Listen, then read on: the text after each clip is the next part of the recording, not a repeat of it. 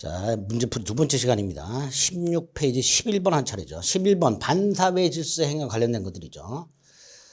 그리고 이제 반사회 질서 행위는 첫째, 동기불법의 개념 지난 시간에 했죠. 그리고 이 동기가 불법한 행위를 어떻게 처리하는가. 단독 문제로 나오기보다는 지문으로 나오니까 지난 시간에 확인했던 그 지문을 한번 확인하시고요. 원칙적으로 유효죠. 다만 그 불법한 동기가 상대방한테 표시가 되거나 알려진 경우에는 반사회 질서가 된다 그랬습니다. 그리고 두 번째 반사회 질서 행위인 것 아닌 거 구별하는 거. 이것도 지난 시간에 반사회 질서가 아닌 것들을 쫙 한번 정리했었죠. 그거 기억하셔야 되고요. 그 다음에 문제가 되는 게 이중매매죠. 부동산 이중매매를 어떻게 처리할 것인가. 이제 문제를 통해서 볼 거고요. 네 번째로 반사회 질서의 효과라고 해서 불법 원인급여 기억하셔야 되죠.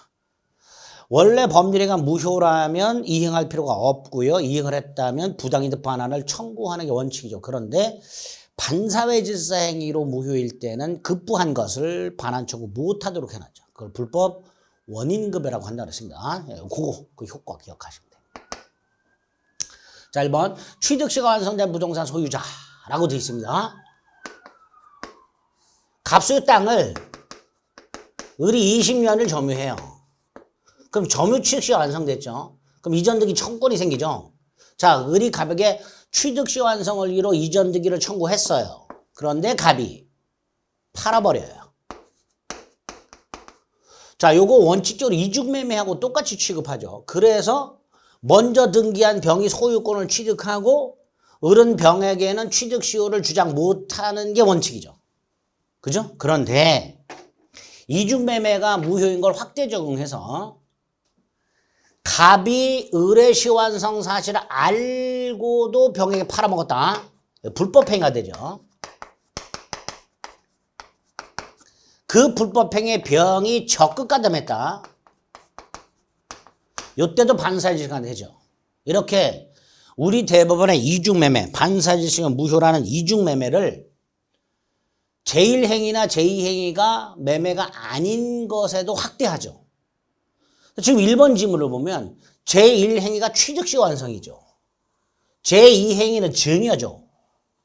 여기에도 이중매매 이론을 확대하게 됩니다.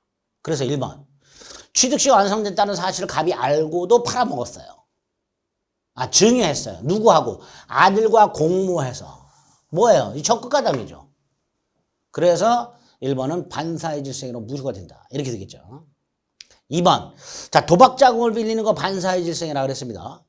도박자금을 갖는 것도 반사회 질서라 그랬습니다. 그런데 2번은 조금 다르죠. 갑이 도박 채무자예요. 을이 도박 채권자입니다. 그런데 갑이 을에게 돈을 직접 갚는 게 아니고요. 직접 갚는 게 아니고 갑이 갖고 있는 토지, 매각 권한을 줘요. 즉 대리권을 수여하는 거예요. 을에게. 그리고 을이 그 대리권에 기초해서 대리행위로 매각을 하는 거예요. 도박 채권자가 도박 채무자의 대리인으로서 매각을 하는 거죠. 그 다음 요 매각한 대금이 있을 거 아니에요. 요 대금을 도박 채무 변제, 충당 요렇게 약속을 한 거예요. 자, 이때 우리 대법원은 을이 갑에게 도박 자금을 빌려준 거 하고요. 을이 갑의 대리인으로서 매각을 하고 그 매각 대금을 도박 자금 변제 충당하기로 한 거. 요 1번하고 4번. 요건 반사회 질서로 무효가 돼요.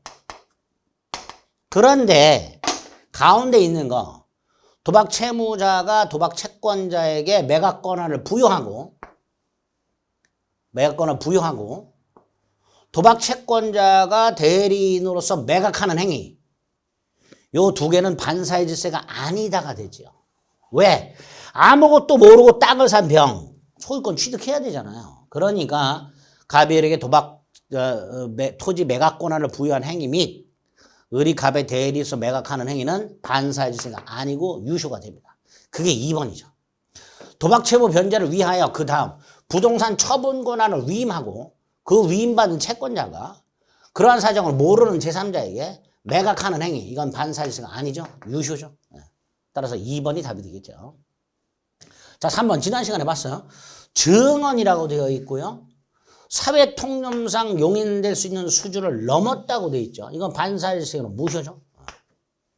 자, 4번 종중재산이 적법하게 명의신탁이 됐습니다.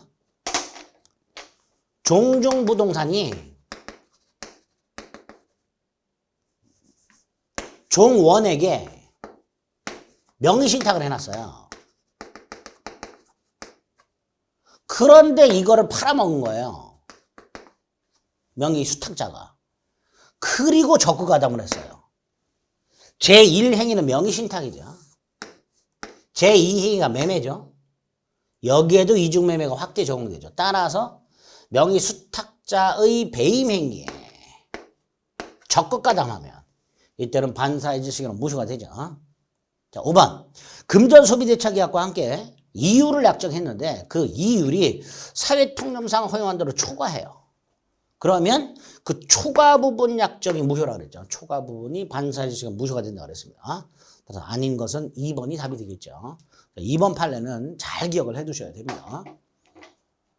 12번 사회질서에 반하는 법률에 관한 설명으로 틀린 것을 골라라.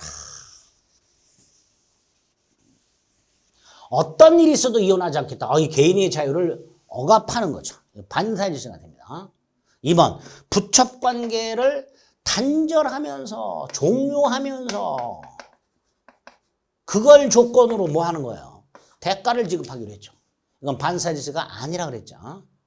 부첩관계를 끝내면서 생활비 양육비 주는 거. 3번 이중매매란 걸 알면서 샀다. 이건 적극가담이 아니죠. 갑이에게 부동산을 팔았어요. 병이 이 사실을 알면서 샀어. 알면서 샀다는 것만으로는 적극가담이 아니지요. 알면서도 물러나지 않고 적극적으로 매도를 권유 요청해서 계약을 체결해야 적극가담이 되죠. 3번 옳은 질문이 되겠죠. 4번 양도소득세. 세금 회피 목적 행위들. 이거 대부분 유효로 처리해야 되죠. 왜? 그래야 세금을 뜯어내니까. 그래서 매매계약서에 실제로 거래한 가액보다 낮은 금액을 대금으로 기재한 경우 다운계약서죠. 이건 반사의 질서가 아니죠. 따라서 4번이 틀린 질문이 됩니다. 5번 강행규정 위반 행위, 반사회 질서 행위, 불공정한 행위 세 가지 공통점이 뭐예요? 절대적 무효죠. 따라서 추인하더라도 효력이 없죠. 무효행위의 추인이 적용되지 않죠. 전환은 적용되느냐? 무효행위 전환 역시 적용이 안 되죠. 그런데 하나 조심할 게 뭐예요? 불공정한 행위는 전환은 인정이 되죠. 이 구조를 딱 기억해 두셔야 됩니다. 5번 추인하더라도 효력이 없다. 옳은 질문이죠. 틀린 거 4번이 될 겁니다. 13번 반세적 법률에 관한 설명으로 틀린 것을 골라라. 자, 부척계약 자체가 반사의 질서이죠. 근데 그거를 본처가 미리 승인을 했어요. 본처가 도박을 일삼는 남편한테 차라리 바람을 펴라 그랬어요. 그래서 그 처의 승인을 받아서 바람을 폈어. 이것도 반사의 질서이죠. 부척계약 자체가 반사의 질서이고요. 사전 승인도 반사의 질서이에요. 부척계약 자체도 반사의 질서 행위고요. 그걸 본처가 사전 승인하는 것도 반사의 질서입니다. 2번 틀렸죠? 추인하더라도 효력이 없다 그랬어요. 추인 안 된다 그랬습니다. 3번 이미 팔린 부동산에 대해서 채권자가 적극가담해서 저당권 설정 받았다. 제1행위는 매매죠. 제2행위는 저당권 설정이죠. 하지만 제2행위에서 적극가담이 있으니까 역시 이중매매 이론을 확대해서 반사의 질서는 무효다 이렇게 되겠죠. 4번 전통사찰 주지직을 거액을 주고 양수 이건 반사의 질서이죠. 근데 그 사람을 주지로 임명 이건 반사의 질서가 아니다 그랬습니다. 5번 법률의 내용 자체는 반사회적이 아니야. 임대차 계약은 반사의 질서가 아니죠. 그런데 표시되거나 상대방에 알려진 동기, 도박장 사용 창고인데 차는 반사의 질서가 아니에요. 그런데 그 창고를 왜 빌려? 왜? 빌리는 이유. 도박장으로 사용하려고. 이게 동기죠. 그 동기가 반사의 질서적이야. 그런데 그 반사의 질서적인 동기가 표시가 됐거나 알려졌어요. 그때 무효가 된다. 이렇게 되겠죠. 틀린 것은 2번이 됩니다. 어렵지 않죠? 자, 14번. 사회질서에 반하는 행위가 아닌 것은 이라고 되어 있습니다. 이렇게 아예 대놓고 물어보는 경우가 있단 말이죠. 자, 반사회질서가 아닌 거.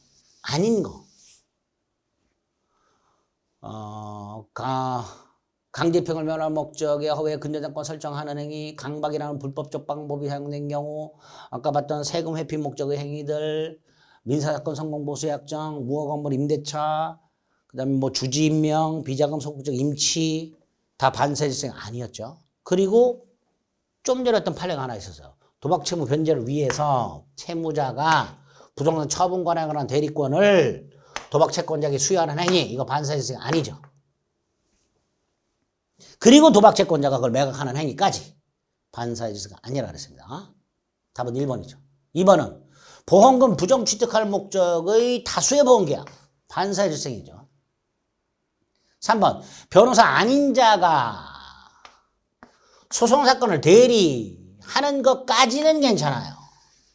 그런데 돈을 받기로 해, 보수를 받기로 해, 요거 반사회질서입니다. 거기에 덧붙여서 이 사람이 대신 납부한 소송비용, 뭐 송달료라든가 인지대금 같은 것들 인지 첩부하고 해야 되잖아요. 그죠? 변호사 아닌 자가 소송사건을 대리하면서 승소하면 보수를 지급받기로 하면서 플러스 대납한 소송비용까지도 반환받기로 확정했을 때 요 실제로 지출한 요 비용이잖아요. 비용. 요 부분은 유효하냐의 문제가 생겼는데 우리 대법원은 이거는 보수를 지급받기로 한 것과 일체다. 그리고 이 보수를 지급받기로 하는 게 강행규정 위반이면서 동시에 반사회질서행위다. 따라서 대납한 소송비용을 반환받기로 하는 것도 반사회질서행위다. 이렇게 판결하고 있죠. 변호사 아닌 자가 소송을 대리하면서 보수 지급받기로 하는 게 반사회질서행위니까 그와 일체로 이루어진 대납한 소송비용을 반환하기로 하는 약정도 반사회질서행위는 무효가 됩니다. 자, 4번 우리 상식선에서 한번 생각해 볼게요. 도급인, 건축주, 수급인, 건축업자, 공사 완공이 불가능할 정도로 기간 단축을 요구합니다. 불가능해요. 그런데 이렇게 단축을 요구하고 그래야 공사자금을 주겠다고 해. 그래서 수급인이 부득이 응했어요. 그리고 이 불가능한 기간을 넘었어. 단축된 준공기간을 기한을 위반했어. 그러면 지체상금. 이 지체상금은 지체했다 그래서 상금을 주는 게 아니라 지체배상금이에요. 손해배상금이에요. 이거 반사회질서행위죠. 불가능한 공기 단축을 요구하고 그걸 단축 못하면 배상하기로 하는 약정. 수급인 입장에서는 절대로 할 수가 없는 거잖아요. 그죠? 따라서 반사회질서가 됩니다. 이것도. 5번은 뭐가 보여요? 적극 가담이 보이죠. 반사회질서가 되겠죠. 그래서 2, 3, 4, 5 다 반사회질서행위로 무효가 되는 것들입니다.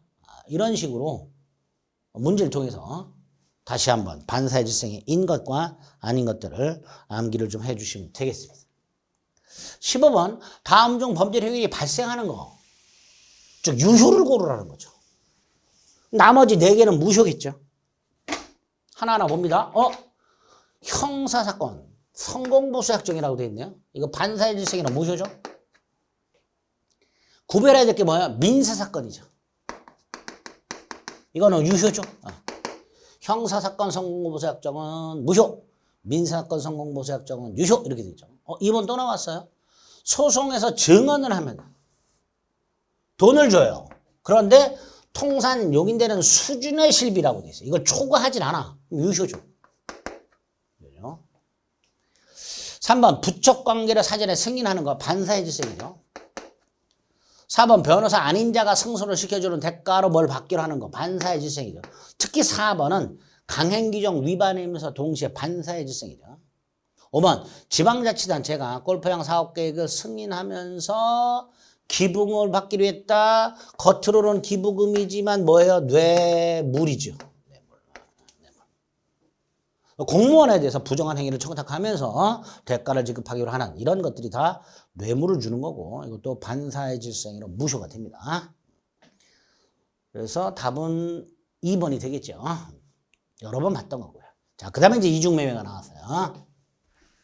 자, 부동산 이중매매 다시 한번 정리를 합니다. 갑이 을에게 부동산을 매각을 한 상태에서 등기를 넘겨주지 않고 있다가 또 다시 병에게 매각을 하고 병에게 등기를 넘겨줬다. 자, 원칙과 예외로 나누자 그랬죠. 원칙이 뭐예요? 각각의 매매 계약은 유효하고 각 매수인은 평등하며 먼저 등기한 자가 소유권을 취득하고 소유권을 취득하지 못한 매수인은 매도인에게 채무 불이행 책임을 추구할 수 있다고 그랬죠. 따라서 을은 각과의 계약을 해제하고 손해배상을 청구할 수 있죠. 또는 대상 청구권도 행사할 수 있다고 그랬죠. 두 가지 중에 하나. 채무 불이행 책임을 묻거나 대상 청구권을 행사할 수 있다. 이게 원칙이죠. 다만 예외가 제2매매가 반사의 질서 행위로 무효가 되는 경우가 있죠. 그 무효가 되기 위한 요건과 무효가 되었으니 효과를 기억하셔야 되죠. 무효가 되기 위한 요건은 뭐였어요? 매도인의 배임 행위에 제2매수인이 무슨 가담? 적극가담. 그래서 단순히 제1매매 사실을 알면서 매수했다. 이건 적극가담이 아니라 그랬죠. 그거 조심하시면 되고요. 자, 이렇게 제2매매가 반사의 질서로 무효가 되면 그 결과 제2매수인 등기는 무효죠. 즉 제2매수인은 소유권을 취하지 못합니다. 따라서 제2매수인과 거래한 전득자는 선악불문하고 소유권을 취하지 못하죠. 지문은 어떻게 나와요? 전득자가 선이라 하더라도 이중매매가 제2매매가 유효라고 주장할 수 없다. 이렇게 나오죠. 제2매매가 유효하다. 나도 유효하다. 이런 주장할 수 없단 말이죠. 주장할 수 없다. 그 다음 이 병등기를 말소하는 방법이 어떻게 돼 말소가 됐죠? 을이 직접 병에게 말소 청구를 못하고 갑이 직접 말소 청구 못하고 을이 갑을 대위해서만 말소를 청구할 수 있다 그랬죠. 요 채권자 대위권이라고 해서요. 우리 시험 범위에 없는 거예요. 채권자는 채무자의 권리를 대신 행사하는 게 채권자 대위권인데 여기서 을하고 병이 직접 계약을 한 적이 없으니까 병 등기를 직접 말소 청구를 못한단 말이죠. 또 갑이 병에게 등기를 넘겨준 것은 불법 원인급여이기 때문에 갑도 병에게 등기 돌려달라 말소해라 이렇게 청구를 못하는 거예요. 결국 갑도 을도 직접 병 등기를 말소시킬 수 있는 방법이 없단 말이죠. 그래서 우리 대법원이 딱 요렇게만 할 수 있다. 갑을 대위해서 병등기 말소를 청구할 수 있다 이렇게 됩니다. 그 다음에 추가적으로 두 개를 더 기억하셔야 된다고 그랬죠. 하나가 뭐예요? 을은 요 제2매매 계약을 채권자 취소권 행사에서 취소할 수 없다. 이러죠. 그 다음 을이 병에게 직접 할 수 있는 게 있다. 뭐죠? 불법행위 손해배상. 병이 적극가담하는 행위는 을에 대한 불법행위가 되니까 을은 직접 불법행위 손해배상을 청구할 수 있다. 두 가지 추가해서 기억하시고 그 다음 만약에 제2매수인이 직접 하진 않고 제2매수인의 대리인이 병과 제2매매 계약을 하면서 대리인이 적극가담을 했다. 그럼 제2매수인의 대리인의 적극가담은 제2매수인의 적극가담하고 똑같으니까 설령 대리인의 적극가담 사실을 제2매수인이 몰랐다 하더라도 대리인을 통한 제2매매는 무효가 되고 본인은 소유권을 취득하지 못한다. 마지막 제1행위가 매매가 아닌 경우 아까 봤던 뭐 취득시효라든가 명의신탁이라든가 제2행위가 매매가 아닌 경우 증여라든가 저당권 설정이라든가 이런 것들도 제2매매가 확대 적용이 되겠죠. 이런 것들이 이중매매에서 나올 수 있는 지문들이 되는 겁니다. 그럼 동그라미 1번. 이중매매가 반사회적이 되려면 제2매수인이 매도인이 배명에 뭐 해야 돼요? 적극가담해야 되죠. 2번. 이미 다른 사람에게 팔린 부동산을 증여받은 경우에도 이중매매가 적용되죠. 3번. 따라서 이미 타인에게 팔린 부동산에 근저당권을 설정받는 것도 적용이 됩니다. 제1행위나 제2행위가 매매가 아닌 경우에도 이중매매가 확대 적용되죠. 4번도 마찬가지죠. 제1행위가 취득시 완성이에요. 그걸 이유로 소송을 당했어요. 즉 갑소유 땅을 을이 20년을 점유한 상태에서 이전 등기 청구 소송을 제기했어요. 이게 제소예요. 소제기. 그러면 갑은요. 을의 시원상 사실을 알고 있잖아요. 그 상태에서 팔아먹었어요. 불법행위가 되죠. 갑의 불법행위가 되죠. 그 갑의 불법행위의 명의 적극가담해야 무효죠. 그런데 4번은 병의 적극가담 여부와 관계없이 무효다. 그러니까 틀렸죠. 병이 적극가담을 해야 무효가 됩니다. 5번 반사회적 행위에 해당해서 무효인 이중매매 계약의 제2양수인으로부터 전득한 제3자 아까 말씀드렸죠. 제2매매가 반사회 질생으로 무효라면 병등기가 무효가 되고 등기엔 공신력이 인정되지 않으니까 설령 전득자 정이 선이라 하더라도 소유권을 취득할 수 없다. 즉 이중매매가 유효라고 주장할 수가 없다. 이렇게 나오겠죠. 틀린 것은 4번이 될 겁니다. 17번 사례 형태로 나오기도 하죠. 갑이 자신의 건물을 이렇게 매도하고 중도금을 받았어요. 자, 여기서 조심할 게 갑이 계약금만 받은 상태에서는 받은 계약금의 100을 상환하고 계약을 해지할 수 있으니까 갑이 을로부터 계약금만 받은 상태에서 병에게 팔아먹은 건 배임행위가 아니다죠. 지금 여기처럼 중도금이 일부라도 받은 상태에서 병에게 팔아먹었을 때 배임행위가 됩니다. 자, 어쨌든 갑이 중도금 받은 상태에서 병에게 팔아먹고 팔아먹는 계약을 했어요. 자, 1번. 병이 이미 팔렸다는 사실을 알고 샀어요. 그런데 1번은 적극가담이란 말이 없죠. 적극가담이란 말이 없으니까 병이 소유권을 취득합니다. 병이 소유권을 취득하니까 갑은 더 이상 그렇게 등기를 넘겨줄 수가 없는 후발적 불능이 생겼죠. 근데 후발적 불능은 무효가 아니죠. 유효하죠. 갑의 을에 대한 이전 등기 의무는 갑의 귀책 사유로 인한 후발적 불능, 즉 이행 불능이 되겠죠. 무효가 아니죠. 자, 2번 제2매수인 병이 알고 샀어요. 알고 산 것만으로는 적가담이 아니니까 병등기는 유효하죠. 따라서 제1매수인은 말소 청구할 수가 없죠. 직접이든 대위하든 말소 청구할 수가 없습니다. 제1매수인이 매도인을 대위해서 말소를 청구할 수 있는 경우는 제2매매가 무효일 때입니다. 그런데 2번은 단순히 병이 알면서 샀을 뿐 적극가담이란 말이 없으니 무효가 아니죠.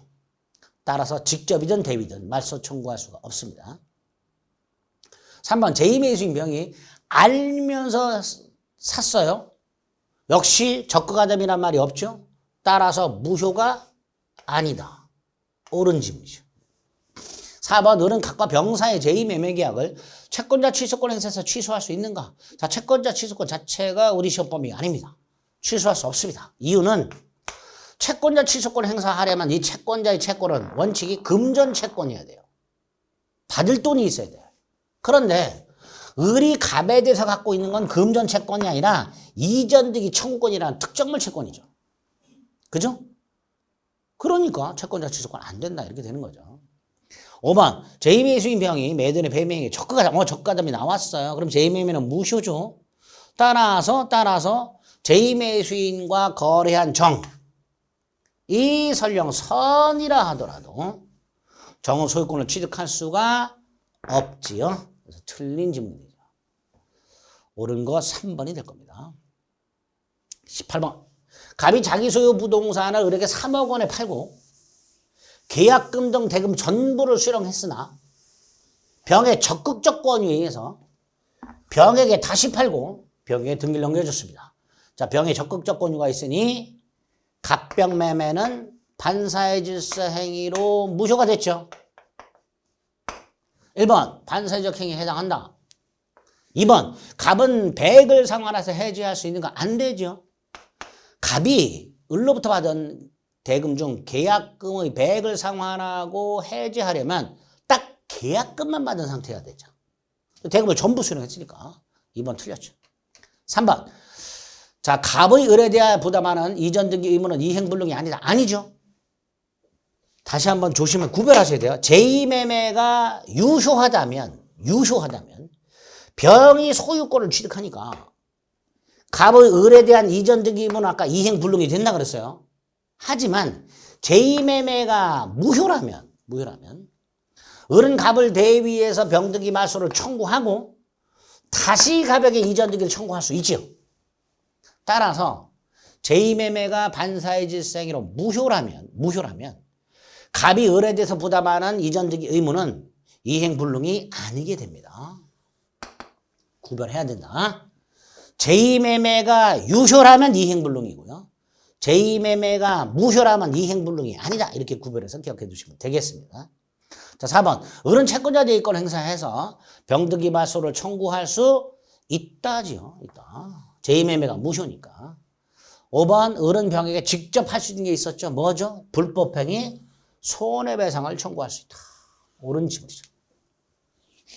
틀린 거 2번이 될 겁니다.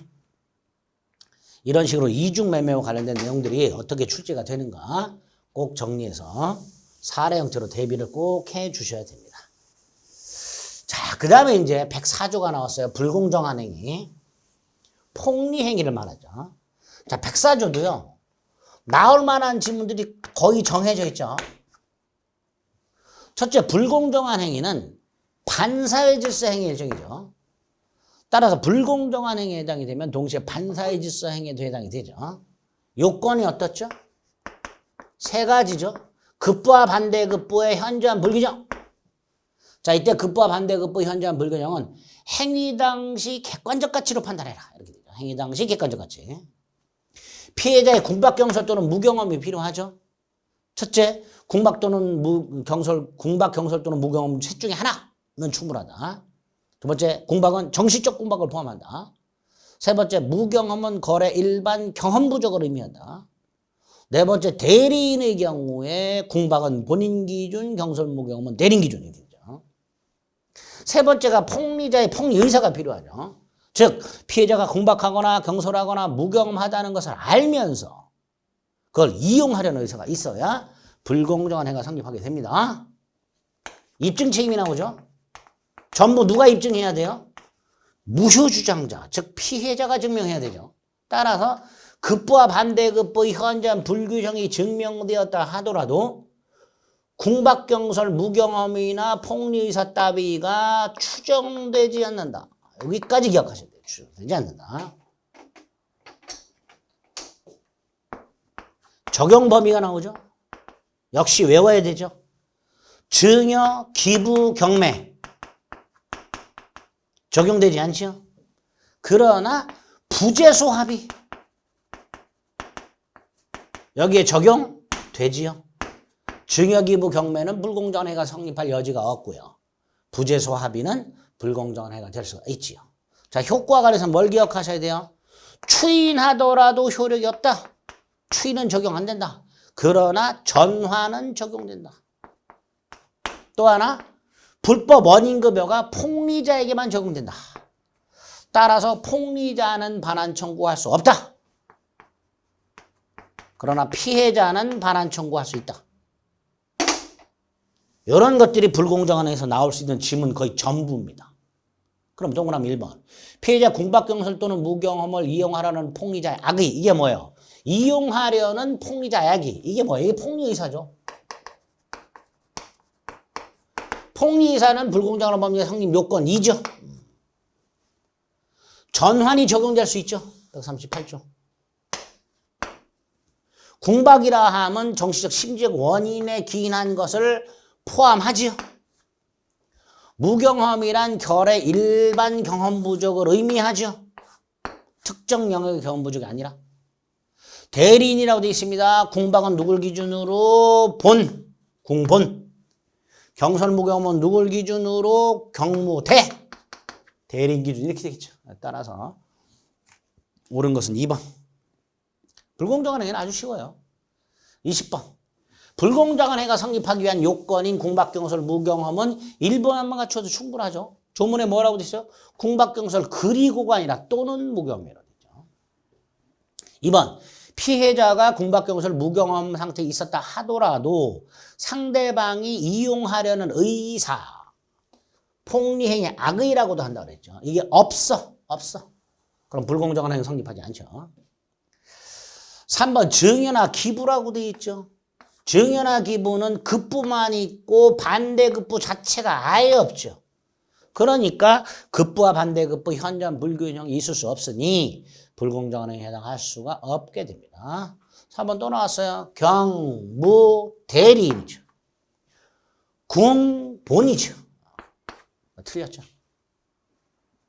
5번 불공정한 행위로 무효일 때 전환은 되지만 추인은 된다 안 된다? 안 된다. 따라서 추인에 의해서 유효로 될 수는 없다. 이렇게 되겠죠. 4번 21번 불공정한 행위라고 돼 있고요. 부재소합의. 부재소합의. 총회결의. 종중에서 총회결의를 통해서 종중재산을 나눴는데 그게 불공정해요. 백사조가 적용될 수 있습니다. 부재소합의나 종중 총회결의도 불공정한 행위로 무효가 될 수 있습니다.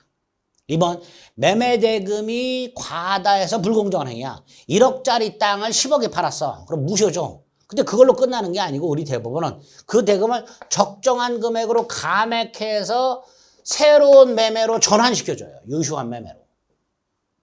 10억 매매가 무효지만 적당히 감액해서 한 2, 3억 매매로 유효로 전환을 시켜줍니다. 이게 무효의 전환이죠. 그래서 인정할 수 없다. 틀렸죠. 3번 정치적 심리적 원인을 포함한다. 4번 현장의 공정을 잃었다 하더라도 궁박 따위가 추정되지 않는다. 5번 경매의 경우에 적용되지 않는다. 다 옳은 질문이죠. 틀린 것은 2번이 될 겁니다. 22번. 자, 요 22번 1번은 아까 입증 책임과 관련해서는 추정과 연결된다 그랬죠. 어떠한 사실이 추정된다. 그럼 이건 증명된 거죠. 이런 뜻이라 그랬어요. 추정된다 이걸 증명되었다예요. 그런데 불공정한 행위는 피해자가 무효 주장자가 현저한 불규정, 궁박경설 또는 무경험, 폭리 의사를 다 입증을 해야 된다 그랬죠. 추정이 되면 입증이 필요 없잖아요. 근데 입증되지 않는다는 무슨 뜻이에요? 추정되지 않는다. 입증해야 된다는 건 추정되지 않는다는 거죠. 추정되지 않으니까 증명해야 되는 거죠. 그래서 불공정한 행위 요건에 대한 증명 책임은 이걸 주장하는 자가 부담한다라는 말이나 아까 21번에 4번 현저하게 불균형하다 하더라도 추정되지 않는다라는 말이나 같은 말이 되는 거예요. 추정되지 않으니까 피해자가 입증해라 이런 뜻이죠. 이렇게 연결이 되는 거예요. 21번에 4번은 22번에 1번으로 연결이 된다라고 생각하시면 돼요. 2번 급부와 반대급부의 현저한 불균형은 언제 기준으로 행위 당시 기준으로 뭘 가지고 객관적 가치로 판단하죠. 자 3번을 보니까 이 총회 결의가 나왔죠. 다른 거 다 필요 없어요. 총회 결의. 아까 21번에서 뭐가 있었죠? 종중 총회 결의가 있었죠. 22번은 어촌계 총회 결의가 나왔죠. 불공정한 행위가 될 수가 있겠지. 어업권이요. 뭐 간척지 매립 등으로 소멸해버려요. 그럼 그 지역에 어업권을 갖고 있던 어촌계한테 보상금을 주고요. 그 보상금을 어촌계가 모여갖고 총회 결의에서 분배를 한단 말이죠. 근데 그 분배 내용이 불공정해. 무효가 될 수 있습니다. 자, 4번 급부와 반대급부의 현저한 불균형은 시가와의 차액 또는 그 배율로 판단하는 게 아니에요. 2배 그럼 불공정한 행위냐? 아니라는 뜻이죠. 10,000원짜리 20,000원에 파는 것과 1억짜리 2억에 파는 것 똑같은 2배지만 느낌이 다르잖아요. 그러니까 이런 배율, 차액 이런 걸로 판단할 수 있는 게 아니다. 객관적 가치를 가지고 판단해라. 사회 통념을 가지고 판단해라. 5번 어떤 행위가 불공정한 행위에 해당한다는 사실. 뭘 기준으로 판단해요?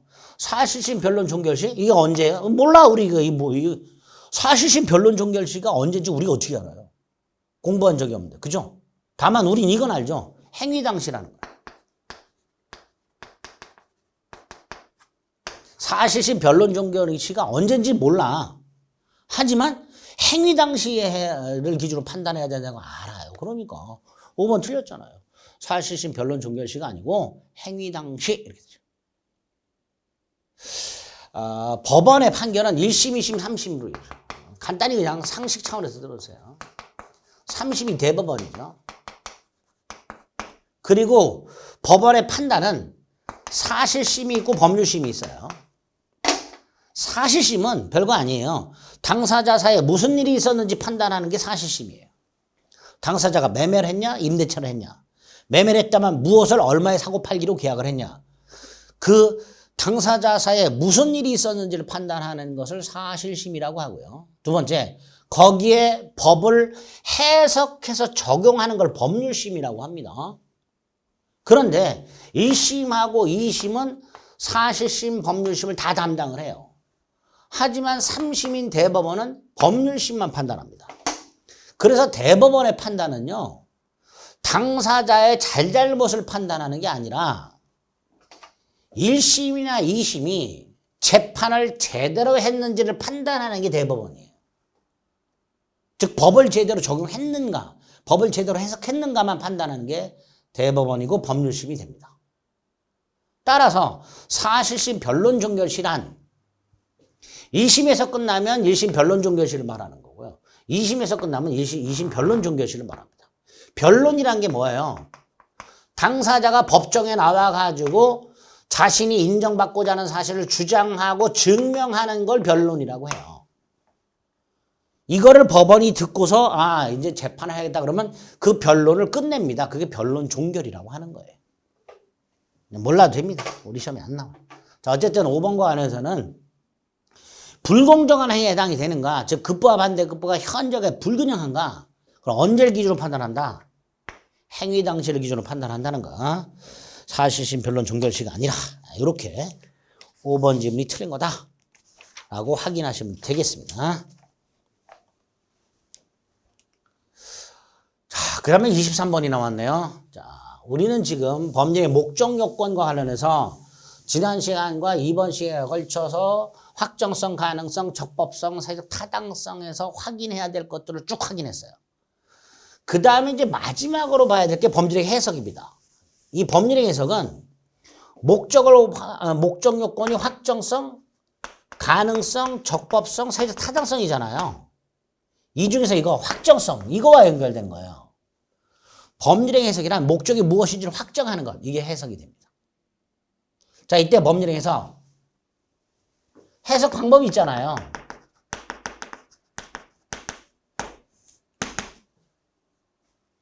법률의 목적이 무엇인지를 확정해야 된다. 예를 들어서 각과 을이 A 토지를 매매하기로 했는데 계약서에는 B 토지라고 표시를 했어요.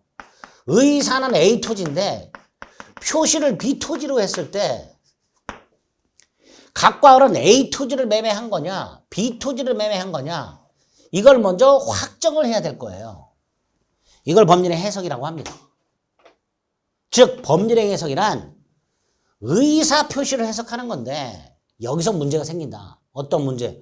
의사 표시가 불일치할 때 의사를 기준으로 해석할 것이냐, 표시를 기준으로 해석할 것이냐 문제가 생긴다고 그랬죠. 여기서 원칙이 표시를 기준으로 해석하는 거고 이걸 규범적 해석이라고 했습니다. 반면에 예외적으로 의사를 기준으로 해석하는 경우가 있고 자연적 해석이라고 그랬죠. 자, 이 자연적 해석을 하는 경우가 어떤 경우예요? 을이 표의자의 의사를 알았거나 알 수 있었을 경우. 또 하나는 각과 을의 의사가 일치 또는 합치하는 경우. 그리고 요게 뭐라고 표현하게 돼요? 을이 갑의 진의 즉 의사에 동의한 경우 이렇게도 나오죠. 갑과 을의 의사가 합치한다 라는 말은 다른 말로 상대방 을이 표의자 갑의 진의에 동의한 경우 이렇게도 나오죠. 같은 말이죠. 요럴 때 자연적 해석을 하고요. 특히 요거와 관련된 게 뭐가 있어요? 오표시 무해죠. 그래서 사례 형태로 나오는 걸 대비해야 된다 그랬어요. 갑과 을이 A 토지 매매 의사가 합치가 됐으나 계약서에는 지번을 착오해서 B 토지로 표시했다. 그리고 B 토지 등기가 넘어갔다. 이렇게 나온다 그랬죠. 자, 이때 양당사자 의사가 합치했으므로 잘못된 표시, 요 O 표시, 요거는 고려할 필요가 없다. 그게 O 표시 무해죠. 따라서 계약은 A 토지에 대하여 성립을 하고 B 토지는 계약을 한 적이 없으므로 B 토지 등기는 무효다. 따라서 B 토지는 여전히 갑소유니까 갑은 을을 상대로 B 토지 등기 말소를 청구할 수 있고 설령 B 토지가 제3자에게 넘어갔다 하더라도 제3자는 선악불문하고 소유권을 취득할 수가 없다. 이렇게 되겠죠. 또 A 토지 매매를 했으나 아직 A 토지가 등기를 안 넘어갔죠. 따라서 을은 갑에게 A 토지에 대한 이전 등기를 청구할 수 있고 이때 갑은 지번 착오를 이유로 A 토지 매매 계약을 취소할 수 없다. 자연적 해석은 착오 취소 문제가 생기지 않는다. 뭐 이렇게 되겠죠. 이런 것들이 법률 해석에서 나올 수 있는 것들. 두 번째, 조문이 있어요. 105조, 106조. 해석의 표준이라고 해서 105조 법령 중 선량한 분속 기타 사회질서와 관계가 없는 규정과 다른 의사를 표시하면 그 의사에 의한다. 임의 규정과 다른 의사를 표시하면 그 의사에 의한다. 비용상환청권을 포기하는 약정을 하면 그 약정에 의한다. 그 포기 약정은 유효하다. 105조, 105조, 106조. 임의 규정과 다른 사실인 관습이 있고 and 당사자 의사가 분명하지 않아. 이때는 뭐에 의한다? 그 관습에 의한다. 이렇게 되겠죠. 임차인은 비용상환을 청구할 수 있다. 임의규정. 근데 그것과 다른 관행이 있어. 임차인이 비용을 부담하는 관행이 있어. 어느 지역에. 그리고 임대인과 임차인의 의사가 분명하지 않아. 누가 비용을 부담하는 분명하지 않아. 그럼 그 관습에 의한다. 그러니까 임의규정과 다른 당사자 의사, 그 다음에 관습 이런 것들도 법률행 해석의 표준이 될 수 있게 됩니다. 이렇게 됩니다. 마지막으로 법률행의 해석은 법적 문제죠. 따라서 대법원 심판 대상이 되고요.